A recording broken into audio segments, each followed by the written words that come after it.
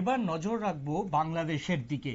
বাংলাদেশের ফেনীতে আওয়ামী লীগ কর্মীকে কিন্তু পিটিয়ে হত্যার অভিযোগ উঠে এসেছে দুই বিএনপির সমর্থকদের বিরুদ্ধে। কি উঠে এসছে না, ফেনীতে বিএনপির চাঁদাবাজ চক্রে ছুরিকাঘাত আওয়ামী লীগ কর্মীর মৃত্যু হয়। আদালতে দুই যুবলীগ কর্মী তা স্বীকারও করেছে বলে জানা গিয়েছে। ফেনীর লেমুয়া বাজারে বিএনপি নেতা কর্মীদের সমন্বয়ে গঠিত একটি চাঁদাবাজ চক্র ছুরিকাঘাতে ব্যবসায়ী মোহাম্মদ বারেক আহমেদ ৪৭ নিহত হয়েছেন। চিকিৎসাধীন অবস্থায় বুধবার ১৭ ডিসেম্বর সকাল ৮টার দিকে চট্টগ্রাম মেডিকেল কলেজ হাসপাতালে আইসিইউতে তিনি শেষ নিঃশ্বাস ত্যাগ করেন বলে জানা গিয়েছে। ৪ সন্তানের জনক বারেক আহমেদের মৃত্যুতে লেমুয়া বাজারের ব্যবসায়ী ও ইউনিয়ন জুড়ে শোকের ছায়া নেমে এসেছে। জড়িতদের দ্রুত বিচারের দাবি জানায় এলাকাবাসী। আটককৃত দুই অভিযুক্ত দায় স্বীকার করেছে বলেও জানা গিয়েছে। আদালতে জবানবন্দি দিয়েছেন বলেও জানা গিয়েছে।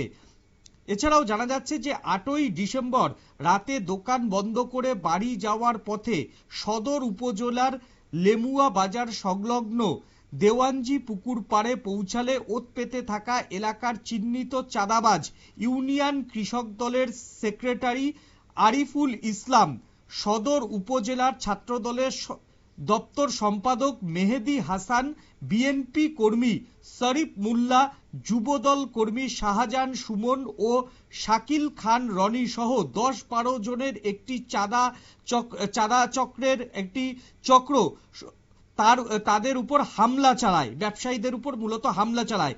একসময় তার সাথে থাকা টাকা নগদ ৩ লক্ষ টাকা মোবাইল লুট করে নিয়ে যায়। আওয়ামী লীগের পরিবারের সন্তান ইউনিয়ন আওয়ামী লীগ কর্মীকে বারেক আহমেদ লেমুয়া মাস্টারপাড়া গ্রামের খায়েজ আহমেদের ছেলে এবং ৪ সন্তানের জনক। দীর্ঘ ১০ দিন চট্টগ্রাম মেডিকেল কলেজ হাসপাতালে আইসিইউতে চিকিৎসাধীন থাকার পর তার আর জ্ঞান ফেরেনি। চাঁদাবাজ চক্রের সদস্যদের গ্রেপ্তারের দাবিতে লেমুয়া বাজারের ব্যবসায়ীরা বিক্ষোভ মিছিল করেন, সড়ক অবরোধ করেন, পুলিশ ফাঁড়ি ঘেরাও করে প্রতিবাদ জানান। তারা অবিলম্বে জড়িতদের গ্রেপ্তারের দাবি জানিয়েছে। ঘটনার পর থেকেই মোহাম্মদ বারেক আহমেদের স্ত্রী খালেদা আক্তার ৪ সন্তান নিয়ে চরম নিরাপত্তাহীনতায় ভুগছে বলে জানিয়েছে তার পরিবার।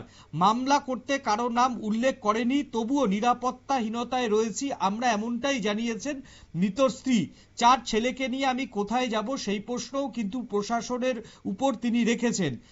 চিকিৎসকদের বক্তব্য যে এমনভাবে ছুরি মারা হয়েছিল তার মস্তিষ্কে তার চোট লাগে এবং সেই সঙ্গে রক্তক্ষরণ কিছুতেই বন্ধ হয়নি বলে চিকিৎসকরা জানিয়েছেন। অবশেষে তার আজকে মৃত্যু হয়েছে। এখন নিয়ে নেব ছোট্ট একটা বিজ্ঞাপনের বিরতির পর ফিরে আসছি অন্য কোনো খবরে। সঙ্গে থাকুন নিউজ ভ্যানগার্ডের পর্দায়।